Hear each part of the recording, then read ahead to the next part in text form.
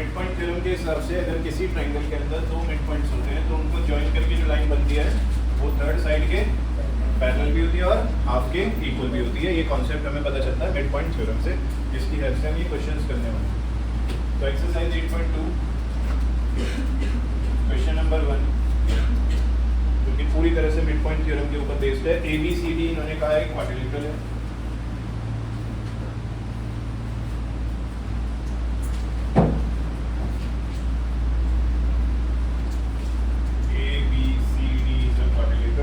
Quadrilateral जब वो कहते हैं तो हमें और कुछ नहीं पता होता, हमें सिर्फ इतना पता होता है कि इसकी 4 साइड्स होंगी और 4 एंगल्स होंगे और उनका सम कितना होगा, बस इतनी चीजें हमें पता होती हैं क्वाड्रिलेटरल के बारे में। Quadrilateral is a 4 side polygon जिसमें 4 साइड होती है, 4 एंगल होते हैं और उन चारों एंगल का सम कितना होता है, 360।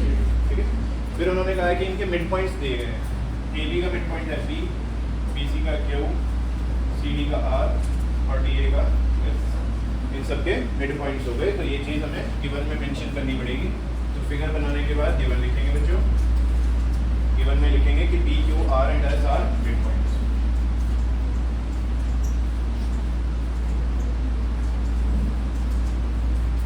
मेंशन करना पड़ेगा कौन किसका मिड पॉइंट है। P is the mid point of AB, Q is the mid point of BC, R is the mid point of CD and S is the mid point of DA respectively. Mention कर दिया कौन किसका mid point है। फिर वो कह रहे हैं कि AC is the diagonal, AC diagonal है। चलो AC डायगोनल हमने ज्वाइन कर दिया। Show that now they are saying कि इन चीजों को इन पार्ट्स को प्रूव करना है। तो अब हम लिख देते हैं टू प्रूव। फर्स्ट पार्ट में हमें SR को AC के पैरेलल दिखाना है और हाफ के इक्वल दिखाना है। सेकेंड पार्ट में PQ को SR के इक्वल दिखाना है। एंड थर्ड पार्ट में हमें प्रूव करना है कि PQ RS is the parallel.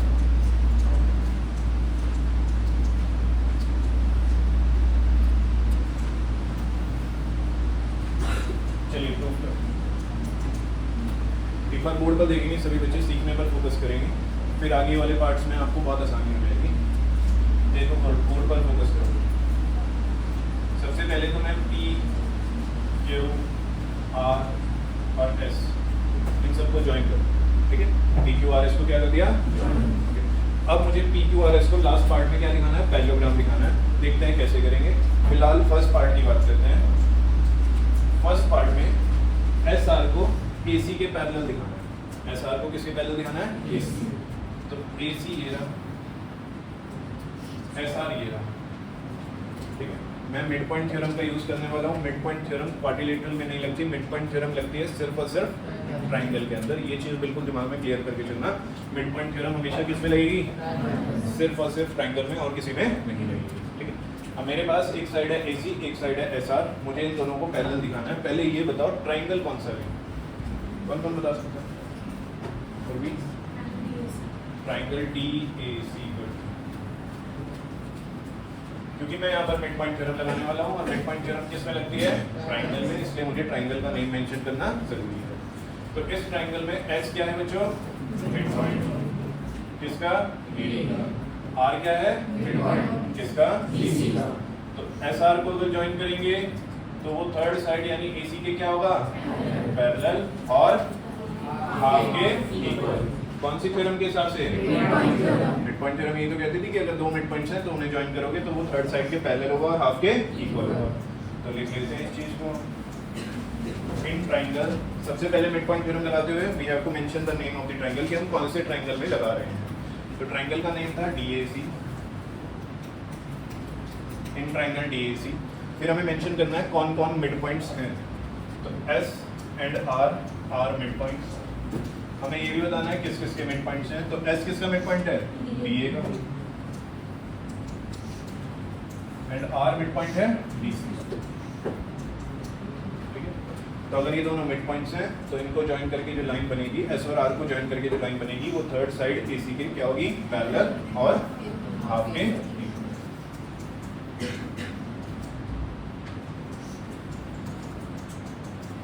Bye कौन सी थ्योरम, ये भी हमें मेंशन करना पड़ेगा कि ये रिजल्ट हमने किस बेसिस पर लिखा है, बाय मिड पॉइंट।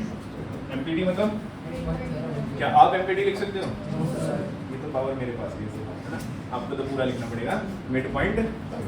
ओके, तो ये तो फर्स्ट पार्ट हमारा डायरेक्टली हो गया। फर्स्ट पार्ट में ये कहा था कि भाई एसआर को पैरेलल टू एसी दिखा दो और हाफ ऑफ एसी दिखा दो, हो गया। तो डायरेक्ट मिड पॉइंट थ्योरम लगते हैं, इसमें तो कुछ भी नहीं करना पड़ा। सेकंड पार्ट देखो। सेकंड पार्ट में we have to show that PQ is equal to SR। PQ किसके इक्वल दिखाना है? SR।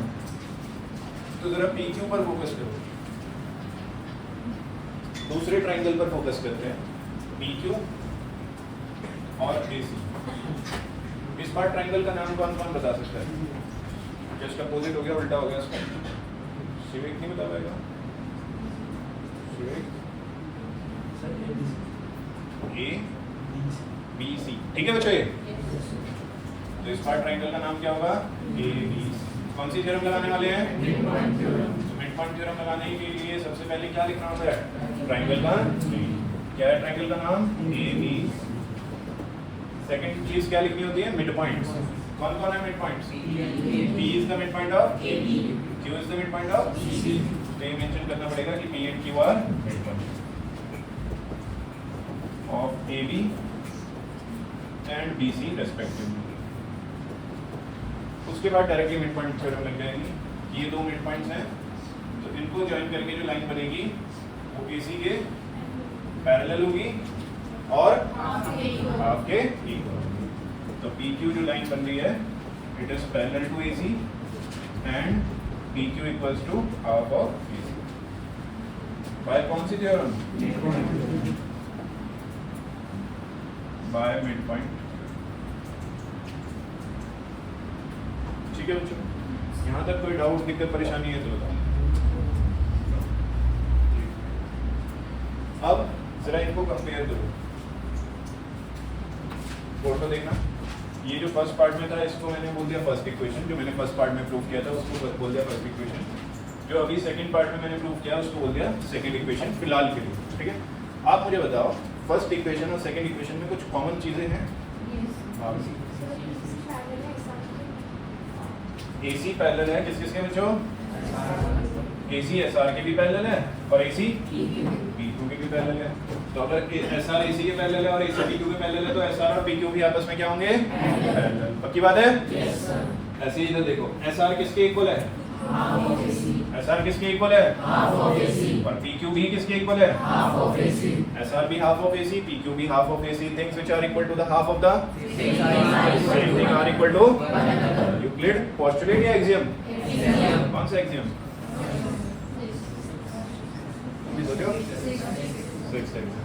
Things which are equal to the half of the same thing are equal to, है ना? इसमें भी half of AC, इसमें भी half of AC, तो ये आपस में क्या होंगे? Equal।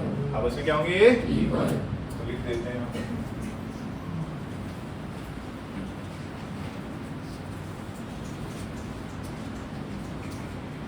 From equation 1 and 2।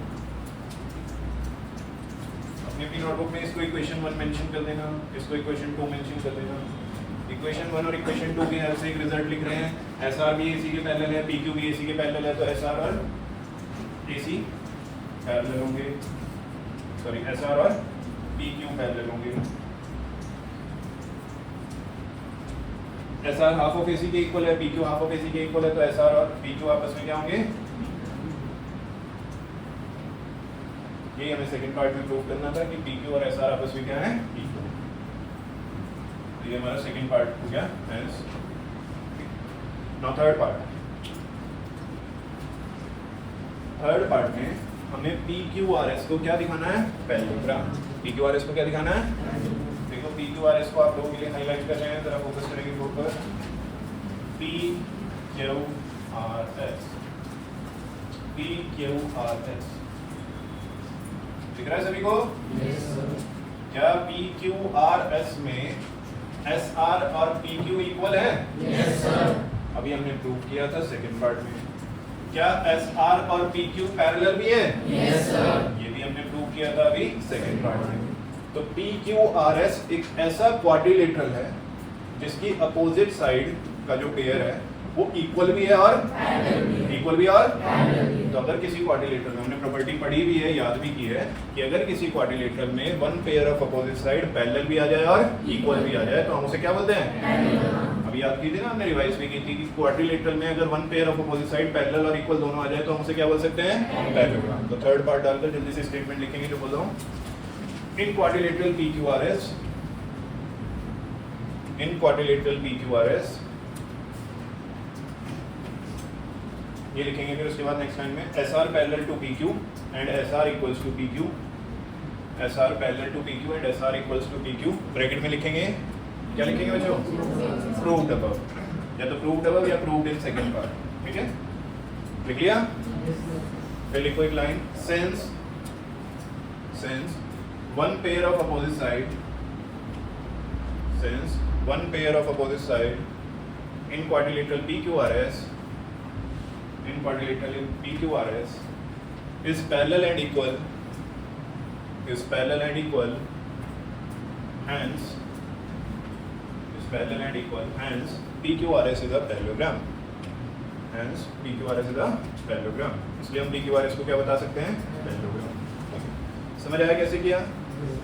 Board पर फोकस करना। गिवन में P, Q, R और S, इनको क्या दिया था? Mid points. क्या दिया था इनको? मिड पॉइंट दिया। तो क्या लग सकती है इसमें? बट क्या मिड पॉइंट थ्योरम क्वाड्रिलेटरल में लगती है? वो तो किसमें लगती है?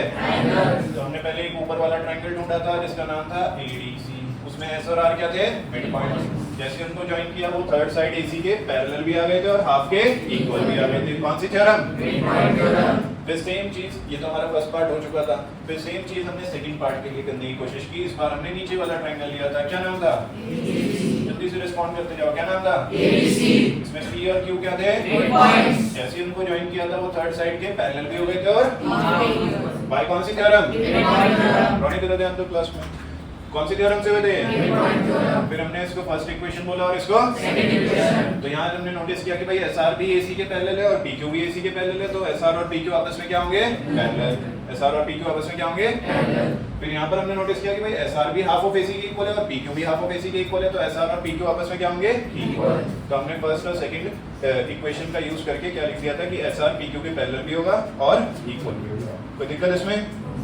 फिर लास्ट वाला पार्ट तो आसान था। लास्ट वाले पार्ट में हमने देखा कि एक पेयर अपोजिट साइड का इक्वल भी आ चुका है और पैरेलल भी आ चुका है। तो अगर किसी भी क्वाड्रिलेटरल में one pair of opposite side parallel और इक्वल दोनों होते हैं तो हम उसको क्या बोल सकते हैं? बताओ किस किसको समझ आया? फर्स्ट क्वेश्चन के बाद पहले हम देख रहे हैं थर्ड क्वेश्चन, जिसमें कहा है ABCD is a rectangle.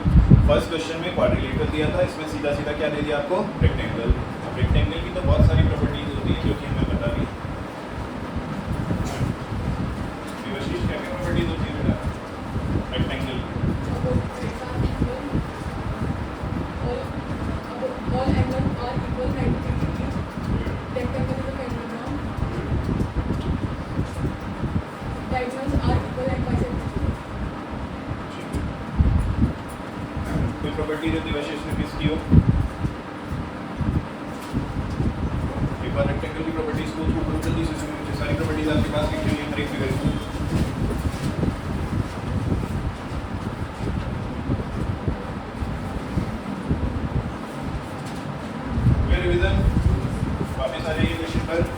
PQRS are the midpoints of AB, BC, CD and DA respectively। Same वैसा ही क्वेश्चन है कहीं ना कहीं जैसा अभी हमने फर्स्ट किया। सेकंड चीज जो आपको गिवन है वो यही गिवन है कि P, Q, R and S are midpoints। ये किसके midpoints है? P midpoint है AB का, Q midpoint है BC का, R midpoint है CD का and S is the midpoint of DA respectively।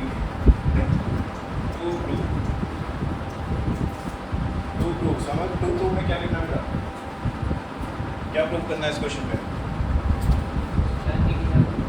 What is the PQRS जो मिड पॉइंट्स हैं अगर उनको ज्वाइन कर दिया जाए तो we have to show that कि वो क्या कहलाएगा? बस। तो PQRS को हमें क्या शो करना है? बस।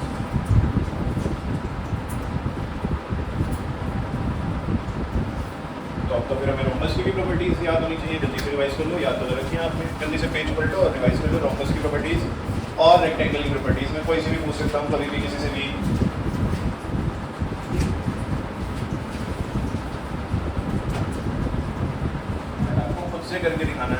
जो आपने अभी क्वेश्चन नंबर 1 में किया था सेम वैसे ही करके दिखाना है। देख लो एक बार बोर्ड पर क्या करना। आपने सबसे पहले तो फिगर में ज्वाइन करना है ए से सी को, ठीक है। फिर आपने क्या करना है बच्चों, एक बार ट्राइंगल लेना है डी ए सी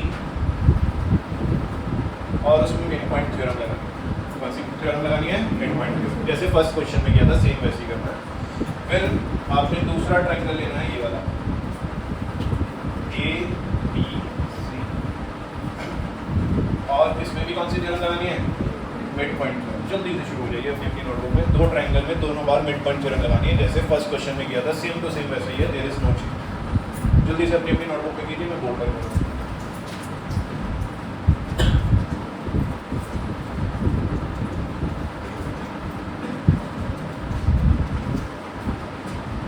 सबसे पहले ट्राइंगल का नेम लिखते हैं, फिर ये बताते हैं कौन मिड पॉइंट्स हैं, ये भी मेंशन करते हैं कौन किसका मिड पॉइंट है।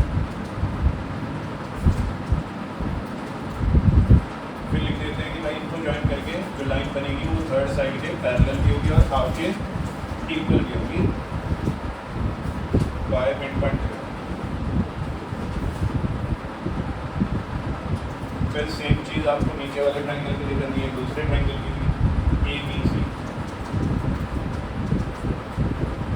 ए बी सी ट्राइंगल में पहले ये बताना है कौन कौन मिड पॉइंट्स हैं, तो इसमें P and Q are mid points. ये भी बताना है किस किस के हैं, तो P is the mid point of A B and Q is the mid point of B C respectively. इसकी वजह से पी क्यू को अगर ज्वाइन करेंगे तो वो ए सी के यानी कि थर्ड साइड के पैरेलल भी होगा और हाफ के इक्वल भी होगा बाय मिड पॉइंट। इसमें कर लिया यहाँ तक मुझसे, तो सेम ही करते हैं जो हमने फर्स्ट क्वेश्चन में किया था, सेम चीज़ रिपीट की है। There is no change, but ये हमें करके तो दिखाना है ना, क्वेश्चन तो पूरा ही करके दिखाएंगे हम सॉल्व। फिर इसके बाद याद होगा हमने क्या किया था, हमने इसको बोल दिया था फर्स्ट इक्वेशन, इसको बोल दिया था सेकेंड इक्वेशन। फर्स्ट इक्वेशन और सेकंड इक्वेशन को जब एक साथ कंपेयर किया था तो पता चला था कि भाई एस आर ए सी के भी पैरेलल है और पी क्यू भी ए सी के पैरेलल है, तो एस आर और पी क्यू आपस में क्या होंगे? Parallel. So from equation 1 and equation 2। कई सारे बच्चे ऐसे होते हैं जो इक्वेशन 1 और इक्वेशन 2 को शो ही नहीं करते और सीधा ही लिख देते हैं फ्रॉम 1 एंड 2, तो वहाँ गलत हो जाएगा। पहले यहाँ इसको लिखो कि ये इक्वेशन 1 है और इसको भी मेंशन करो कि ये इक्वेशन 2। इक्वेशन 1 और इक्वेशन 2 के हिसाब से एस आर ए सी के पैरेलल, पी क्यू भी ए सी के पैरेलल, तो एस आर और पी क्यू आपस में parallel. S R half of A C के इक्वल, पी क्यू भी हाफ ऑफ ए सी के इक्वल, तो एस आर और पी क्यू आपस में।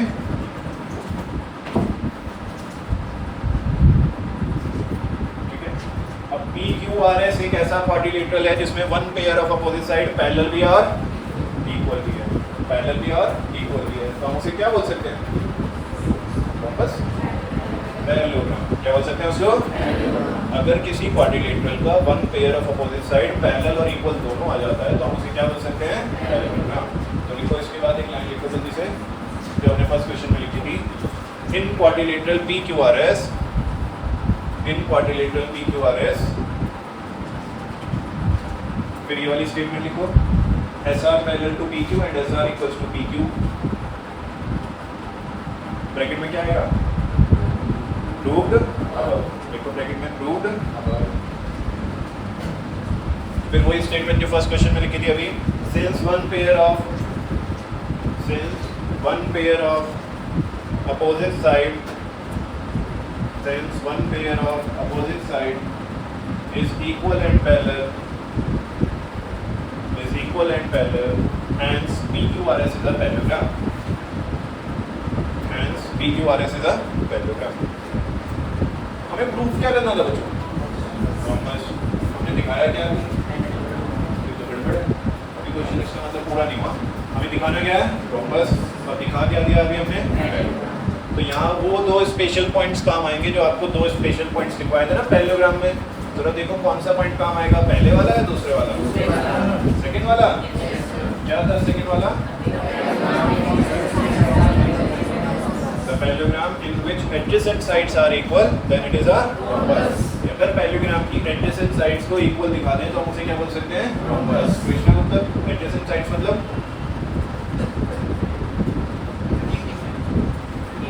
neighboring sides मतलब बराबर वाली साइड। कौन कौन सी साइड्स बराबर वाली। क्या यहाँ तक सब कुछ क्लियर है सभी को? Yes sir. जल्दी से बोलो यस और नो। Yes sir. अब ध्यान से देखना बोर्ड पर, एक बार पेन रख दो और थोड़ी देर सीखने पर फोकस करो। अब थोड़ा सा मेरा पार्ट है सिखाने वाला, ये सारा पार्ट आप खुद से कर सकते थे तो ये आपने खुद से कर लिया, ठीक है। जरा बोर्ड पर ध्यान देंगे, सीखने पर फोकस करें।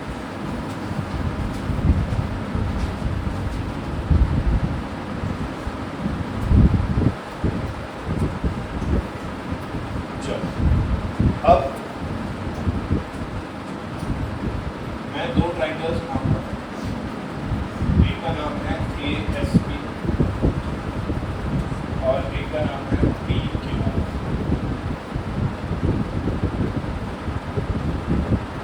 ठीक है, और मैं इन दोनों ट्राइंगल्स को कॉन्ग्रुएंट प्रूफ करने की कोशिश करूंगा। अपने दिमाग में सोचो जरा थोड़ा सा, कौन कौन बता सकता है कॉन्ग्रुएंसी कैसे होती है?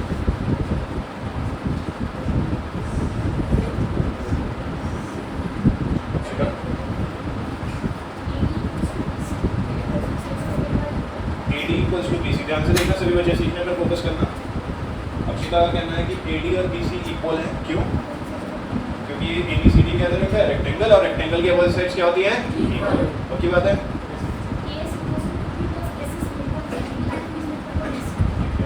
अक्षिता का कहना है, बच्चों ध्यान से देखना, बोर्ड पर समझते रहना। ये फिगर वाला क्वेश्चन है, जहाँ आपका ध्यान हटा है वहाँ आपका फिगर पे से फिर दोबारा फोकस नहीं आ पाएगा, इसलिए नहीं देखते रहना, समझते रहना। AD और BC इक्वल है तो उनके हाफ भी क्या होंगे? तो AD का हाफ AS, BC का हाफ QB या BQ की बात है ना। AD का हाफ AS, BC का हाफ QB। हाफ क्यों कर पा रहा हूँ? क्योंकि क्या गिवन है? Mid point. अगर मिड पॉइंट गिवन ना होते तो हाफ नहीं कर पाते। ये किस को बात समझ आ रही है? चलो ठीक है अक्षिता, एक चीज तो हो गई। दूसरी, angle A equals to angle B, क्योंकि रेक्टेंगल है, रेक्टेंगल की सभी एंगल्स कितने होते हैं? देखो सारी प्रॉपर्टीज याद होनी कितनी जरूरी है, इसलिए आपको सारी प्रॉपर्टी मैंने अलग से लिखवाकर याद कराई थी उससे, ठीक है। नेक्स्ट, AB और PB आपस में इक्वल होंगे बिकॉज P को क्या दे रखा है? तो AB और PB आपस में क्या होंगे? इक्वल। तो कौन सी कॉन्ग्रुएंसी है? कितने बच्चे कह रहे हैं SAS? शिवांश क्लियर हो रहा है आपको? ये SAS लग रही है इसमें? ठीक है, गुड, वेरी गुड अक्षिता। तो ये सब चीज़ें जो हमने एक्स्ट्रा की थी यहाँ पर कि AD और BC इक्वल है तो उनके हाफ भी इक्वल होंगे, कॉन्ग्रुएंसी के टाइम पे करनी है, कॉन्ग्रुएंसी लगाने से पहले, है ना। सारी चीज़ें जितनी भी हैं जंग पे जाने से पहले ही तैयारी करनी है, जंग पे जाके तैयारी नहीं करेंगे नहीं तो मारे जाएंगे। तो सारी चीज़ें, सारी तैयारी कब करेंगे? जंग पे जाने से पहले। तो यहाँ कॉन्ग्रुएंसी के लिए जो जो चीज़ें यूज़ होने वाली है एक्स्ट्रा, उन्हें हम पहले ही लिख लेंगे, ठीक है। तो हमने साथ साथ करना शुरू करेंगे। नाउ ये उसी के बाद चल रहा है। Now AD और BC equal है because opposite sides of rectangle are equal.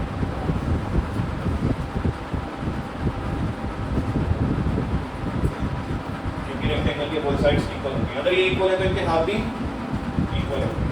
तो half of AD equals to half of BC, दोनों साइड हाफ कर दिया। बच्चों AD का हाफ AS या फिर SC, BC का हाफ QB या फिर B। यहाँ क्या रीजन लिखेगा? हम इसका हाफ इसलिए कर पा रहे हैं, हम हाफ कर ही इसलिए पा रहे हैं क्योंकि हमें क्या दे रखे हैं? Mid point. तो यहाँ हमें रीजन लिखना पड़ेगा because S is mid point of AD and Q is mid point of BC।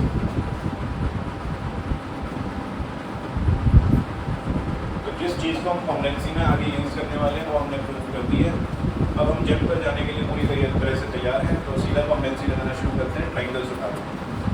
In triangle ABS and BBQ, ABS and BBQ, इसमें AS और BQ इक्वल है। गर्म रीजन क्या दोगे? AS और BQ इक्वल है, रीजन बोलो एक साथ में। प्रूव किया ना तभी हमने स्टार्टिंग में प्रूव किया, ठीक है। ध्यान रखोगे इसका प्रूव्ड। अटेंटिव रहना है सब अपनी क्लास में बच्चों। Also angle A angle B के इक्वल होगा 90 degree each. Angle of rectangle are 90।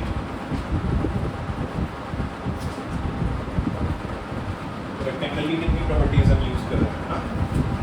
Also A B और बी बी आपस में इक्वल होंगे। उसका रीजन क्या लिखी इन्होंने,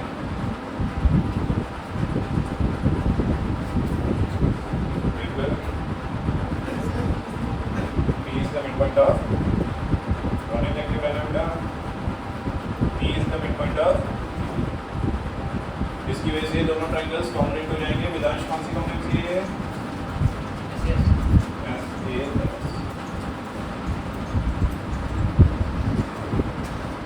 ठीक है। अब हमें रोम्बस प्रूफ करना था। पहले आपने पैरेललोग्राम प्रूफ करवा दिया उसे, फिर अब ये कॉन्ग्रुएंसी लगा रहे हो। रोम्बस की बात कब होगी? तो ये सारी चीजें जो अभी तक की हैं ये इसीलिए की हैं ताकि हम उसे क्या प्रूफ कर सकें। ये नहीं कि फालतू टाइम में चलो ऐसी करके देखते रहते हैं, फालतू कुछ नहीं करते, जो जो चीजें जरूरी हैं वही करते हैं। ठीक है। सबसे पहले हम पी क्यू आर एस को क्या दिखा चुके हैं, पैरेललोग्राम दिखा चुके हैं। ठीक है। अब हमें बस उसकी कोई एडजेसेंट साइड्स को इक्वल दिखाना है। तो एडजेसेंट साइड्स को इक्वल दिखाने के लिए मैंने कॉन्ग्रुएंसी लगाई थी। अब क्योंकि ये कॉन्ग्रुएंट है तो क्या एस पी और पी क्यू इक्वल होंगे बच्चों?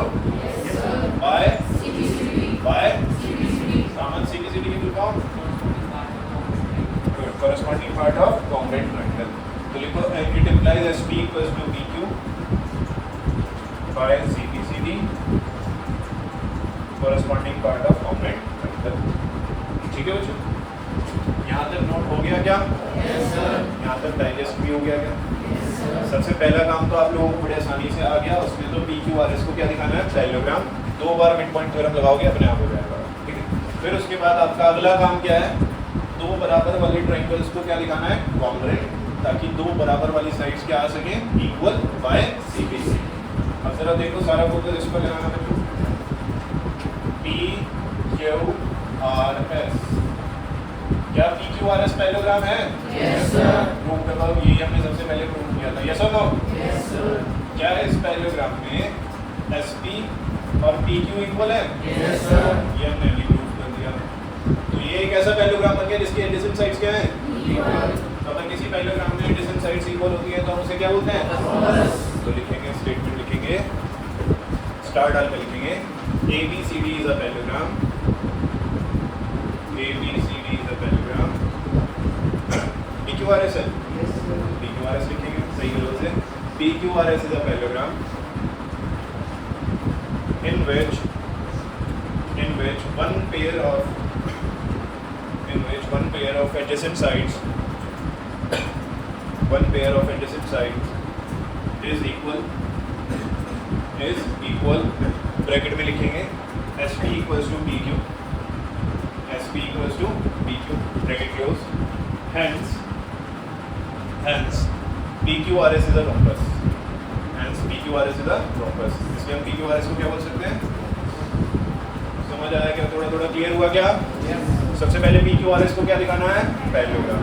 फिर कोई सी भी 2 बराबर वाली साइड्स को क्या दिखाना है, इक्वल दिखाने का सबसे बढ़िया तरीका है 2 ट्रायंगल उठाओ, उसमें क्या लगा दो, कॉन्ग्रुएंसी लगाने के लिए जिन जिन चीज़ों का यूज़ करना है वो अगर कुछ भी एक्स्ट्रा है तो उन्हें पहले ही प्रूव करके दिखाना है, कॉन्ग्रुएंसी के बीच में नहीं करना। बताओ किस चीज़ को क्लियर होगा? पूरा क्वेश्चन क्लियर है शुरुआत से लेकर एंड तक? ये सारे ऐसे क्वेश्चन हैं इस एक्सरसाइज के जो डायरेक्ट क्वेश्चन आते हैं 4 या 5 मार्क्स में, है ना। ये क्वेश्चन अपने आप में बहुत लेंथी पड़ता है करने में।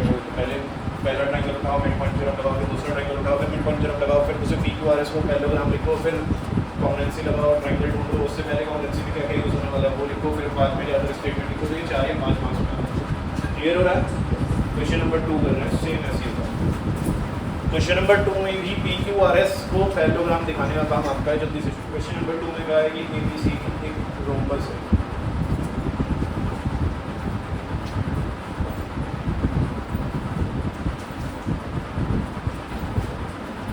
रोम्बस की खास बात होती है कि उसकी सारी साइड्स इक्वल होती है।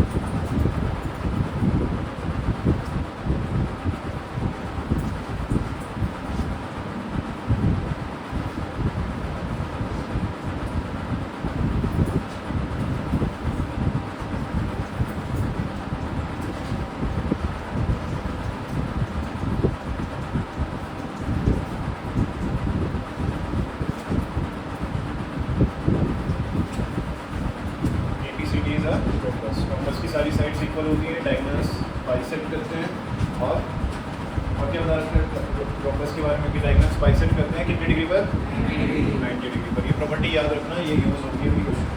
ठीक है, सेकेंड थिंग जो आपको दी है वो ये कि PQRS क्या है,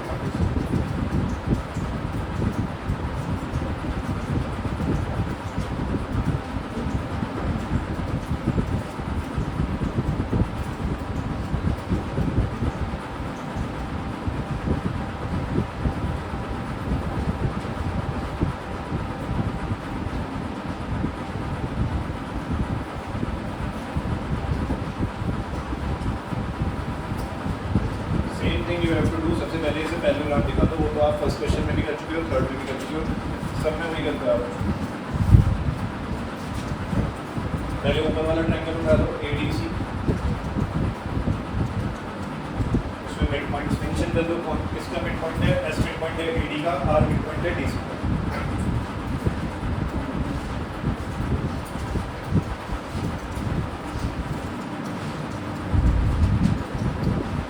उसके बाद इन दोनों को ज्वाइन करके जो लाइन बनेगी SR, वो AC के पैरेलल भी होगी और हाफ के इक्वल भी होगी।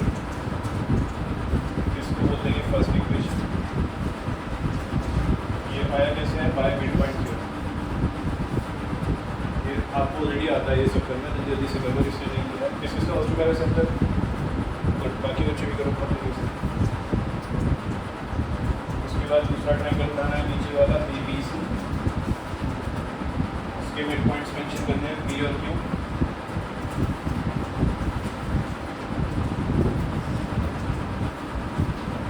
AB and BC respectively. इसकी वजह से PQ AC के पैरेलल भी होगा और हाफ के इक्वल भी होगा। ये हो जाएगी second equation by mid point theorem. फिर फर्स्ट इक्वेशन और सेकंड इक्वेशन से वी कैन राइट है भाई SR और PQ पैरेलल भी है और SR और PQ इक्वल भी है। इसके बाद क्या करना होता है बच्चों, स्टेटमेंट लिखनी होती है कि इन quadrilateral PQRS one pair of opposite side is parallel and equal, hence PQRS is a parallel.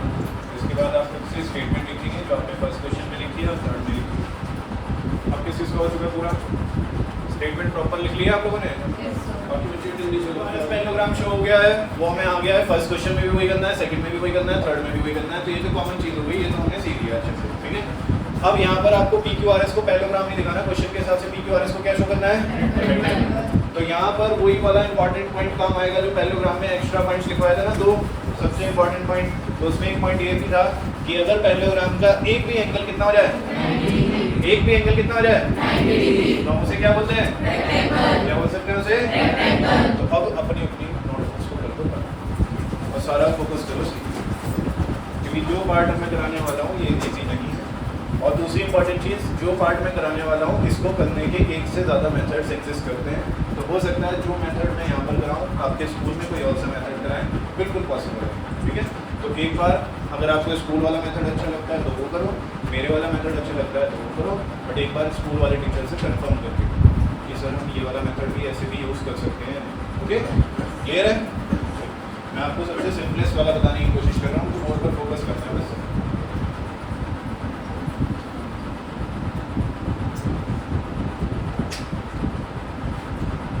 बिल्कुल जीरो डिस्कशन रहेगा, सारा फोकस बोर्ड पर रहेगा, सभी बच्चे अटेंटिव होकर बैठे रहेंगे क्लास में, पोस्चर का ध्यान रखें।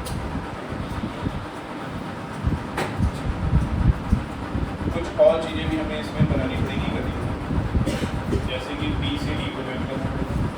अभी तो AC बना रखा था, अब किसको बनाएंगे साथ में B, यानी कि अभी तक एक डायगोनल से काम हो रहा था, अब दूसरा डायगोनल भी बना लिया। जहाँ पर वो दोनों डायगोनल इंटरसेक्ट कर रहे हैं, कट कर रहे हैं, उसको हमने नाम दे दिया। अच्छा, किसके डायगोनल्स हैं, किसके डायगोनल्स हैं, और रोम्बस की डायगोनल्स की खास बात होती है कि वो एक दूसरे को बाइसेक्ट करते हैं और कितने डिग्री पर, 90 डिग्री। तो इसका मतलब ये एक दूसरे को बाइसेक्ट करेंगे कितने डिग्री पर, 90 डिग्री।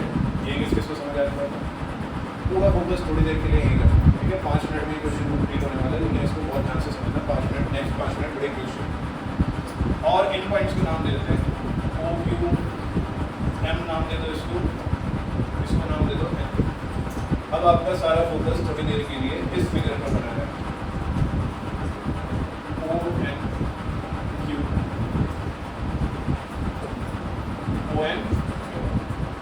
इसकी 4 साइड है, 4 साइड वाली फिगर को क्या बोलते हैं? एक साथ बोलो, क्या बोलते हैं? 4 साइड वाली फिगर क्या कहलाती है? तो OMQN क्या है? OMQN क्या है? एक और इम्पोर्टेंट कॉन्सेप्ट जो मैंने आपको पहले भी सिखाया था वो भी इसमें यूज होगा। वो क्या है कि अगर दो लाइंस पैरेलल हैं, दो लाइंस क्या है? तो उनके पार्ट्स भी क्या होंगे? अगर दो लाइंस पैरेलल हैं तो उनके पार्ट्स भी क्या होंगे? मतलब अगर ये दोनों लाइंस पूरे यहाँ से यहाँ तक पैरेलल हैं और मैं इसका ये वाला पार्ट ले रहा हूँ, ठीक है, जितना ये पेन का साइज है इतना पार्ट लिया, और इसका ये वाला पार्ट लेता हूँ, तो ये दोनों भी आपस में क्या होंगे? ये दोनों पार्ट्स भी आपस में क्या होंगे? तो अगर दो लाइंस दो साइड्स आपस में पैरेलल होती हैं तो उनके पार्ट्स भी क्या होते हैं? अगर दो साइड्स आपस में पैरेलल होती हैं तो उनके पार्ट्स भी क्या होते हैं? इसी कॉन्सेप्ट को यूज करेंगे और ध्यान देंगे बोर्ड सिर्फ सीखने पर फोकस करना चाहिए। श्रेयस इधर ध्यान देते रहो, सीधे ऊपर बैठे रहो और इधर ध्यान देते रहो सभी बच्चे। क्या PQ और AC पैरेलल है? क्यों? क्या PQ और AC पैरेलल है? कौन सी थ्योरम से? कौन सी थ्योरम? PQ और AC पैरेलल है बाय मिड पॉइंट थ्योरम। तो अगर PQ और AC पैरेलल है, पूरी पूरी साइड्स पैरेलल है, तो उनके पार्ट्स भी क्या होंगे? जरा देखना बोर्ड पर। PQ, क्या PQ का पार्ट है NQ? PQ के ऊपर आ रहा है, क्या है PQ का पार्ट? क्या है PQ का पार्ट? क्या AC का पार्ट OM है? AC के ऊपर आ रहा है OM? तो AC का पार्ट कौन हो गया? OM। तो अगर PQ और AC पैरेलल है तो उनके पार्ट्स भी क्या होंगे? PQ और AC पैरेलल है तो उनके पार्ट्स भी क्या होंगे? तो मैं ये लिख सकता हूँ कि NQ और OM भी क्या होंगे? PQ का पार्ट है NQ और AC का पार्ट है O। कोई रीजन नहीं देना, ये फिगर की हेल्प से, ठीक है। अगर ये पूरी पूरी लाइन PQ और AC पैरेलल थी बाय मिड पॉइंट थ्योरम तो उनके पार्ट्स भी क्या होंगे? तो PQ का पार्ट NQ और AC का पार्ट O। बताओ ये किसी से समझ रहे? दोबारा देखना इस चीज़ को, ठीक है, दोबारा समझ लीजिए। इस बार दूसरी साइड, क्या R और Q मिड पॉइंट्स हैं? तो मिड पॉइंट्स को ज्वाइन करके जो लाइन बनेगी वो थर्ड साइड की क्या होगी? तो क्या RQ DP के पैरेलल होगी? कौन सी थ्योरम? एक साथ बोलो, also RQ parallel to DP by mid point theorem से RQ और DP क्या है? अगर RQ और DP पैरेलल है तो क्या उनके पार्ट्स भी पैरेलल होंगे बच्चों? तो बोर्ड पर ध्यान देंगे, RQ का पार्ट RQ का पार्ट और DP का पार्ट RQ का पार्ट MQ, DP का पार्ट RQ का पार्ट MQ, RQ का पार्ट कौन है? MQ और DP का पार्ट कौन है? तो ये भी आपस में क्या होंगे? बताओ ये किससे? सिंपल सा फंडा है, अगर दो साइड्स पैरेलल होती हैं तो उनके पार्ट्स भी क्या होते हैं? अगर दो साइड्स पैरेलल होती हैं तो उनके पार्ट्स भी क्या होते हैं? पैरेलल। दो साइड्स पैरेलल होंगी तो पार्ट्स भी पैरेलल, दो साइड्स पैरेलल होंगी तो पार्ट्स भी तो दिक्कत। अब ध्यान देना, अब सीखने पर फोकस करना। फाइनल राउंड, क्या OM NQ के पैरेलल है? इस छोटे वाले क्वाड्रिलेटरल पर फोकस करो जिसे मैंने सजा रखा था। क्या OM NQ के पैरेलल है? क्या OM MQ के पैरेलल है? तो अगर किसी क्वाड्रिलेटरल में दोनों pair of opposite sides parallel होते हैं तो हम उसे क्या बोलते हैं? सोचो दिमाग चलाओ आगे। अगर किसी क्वाड्रिलेटरल में ये इसके पैरेलल ये इसके पैरेलल दोनों पेयर ऑफ अपोजिट साइड्स क्या हैं? पैरेलल। तो हम उसे क्या बोलते हैं? सही बोलो, एक साथ बोलो, कॉन्फिडेंस के साथ बोलो। अगर किसी क्वाड्रिलेटरल में दोनों अपोजिट साइड्स पैरेलल आ जाएं तो हम उसे क्या बोल सकते हैं? ये भी आपको इंपॉर्टेंट पॉइंट्स में लिखवाया था, वो सारे इंपॉर्टेंट पॉइंट्स लिखवाए थे और याद करवाए थे। उसके पीछे का रीजन यही था क्योंकि सारे पॉइंट्स क्वेश्चंस में यूज होते हैं। क्लियर? क्लियर है सभी को? देखते हैं ना, क्वाड्रिलेटरल का नाम था OMQN। इन क्वाड्रिलेटरल OMQN क्वाड्रिलेटरल में NQ पैरेलल है OM के और MQ पैरेलल है OM के। प्रूव दफा ये हम प्रूव कर चुके हैं, दोनों चीजें हमने प्रूव कर दी थी। अब क्योंकि दोनों ही pair of opposite sides parallel हैं तो ये क्या कहलाएगा, parallel. Since both pair of opposite sides are parallel, अभी देखते हैं ना, नोट मत करना, इसे सीखने का फोकस करना। Hence OMQN is a parallel। OMQN क्या कहलाएगा, OMQN क्या कहलाएगा, पैरेललोग्राम की प्रॉपर्टीज किस चीज को याद है बच्चों को, जो सारी प्रॉपर्टीज बता सकता है, बिना पीछे देखे एक बार में बता सकता है। ध्यान से सुनना, सभी को रिवाइज हो जाएंगी। Opposite sides of parallelogram are equal and parallel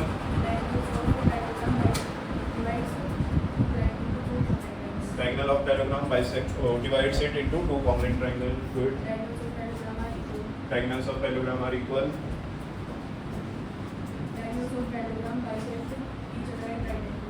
सही है बच्चों, ये क्या आएगा, diagonals of parallelogram bisect each other और ओके और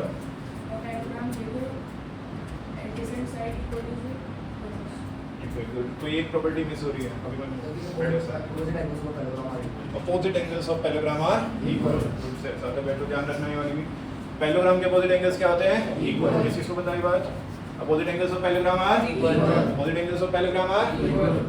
तो क्या ये वाला एंगल इसके इक्वल होगा, अपोजिट एंगल्स हैं ये कितना था, क्योंकि रोम्बस के डायगोनल एक दूसरे को बाइसेक्ट करते थे कितने पर, 90। ये 90 है तो ये भी क्या होगा, 90, क्योंकि opposite angles of parallelogram are opposite angles of parallelogram are equal. तो अगर ये 90 है, ये 90 क्यों था वैसे, क्योंकि रोम्बस दे रखा था, रोम्बस के डायगोनल्स बाइसेक्ट ही कितने डिग्री पर करते हैं, 90। तो ये 90 था तो ये भी कितना हो जाएगा, क्योंकि हमने इसे क्या प्रूव कर दिया, पैरेललोग्राम। पैरेललोग्राम के अपोजिट एंगल्स क्या होते हैं, इक्वल। बताओ थोड़ा थोड़ा किसको समझ आया, दोबारा देखना, मेरी बात पर फोकस करना। ये 90 कैसे आया बच्चों, क्योंकि रोम्बस के डायगोनल्स बाइसेक्ट करते हैं एट 90। तो ये भी 90 होगा, क्योंकि इसे हमने क्या दिखा दिया, पैरेललोग्राम। और पैरेललोग्राम के अपोजिट एंगल्स क्या होते हैं, पैरेललोग्राम के अपोजिट एंगल्स क्या होते हैं, इक्वल। पैरेललोग्राम के अपोजिट एंगल्स क्या होते हैं, इक्वल। तो नोटबुक बंद रहने देना और बोर्ड पर फोकस करना सभी बच्चों को। Keep your notebooks close. यहाँ पर क्योंकि OMQN पैरेललोग्राम है तो उसके अपोजिट एंगल्स इक्वल होंगे। इस एंगल का नाम है MQN,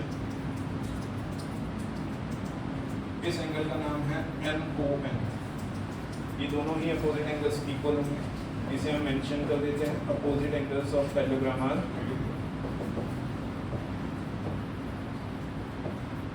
पैरेललोग्राम के अपोजिट एंगल्स क्या हैं,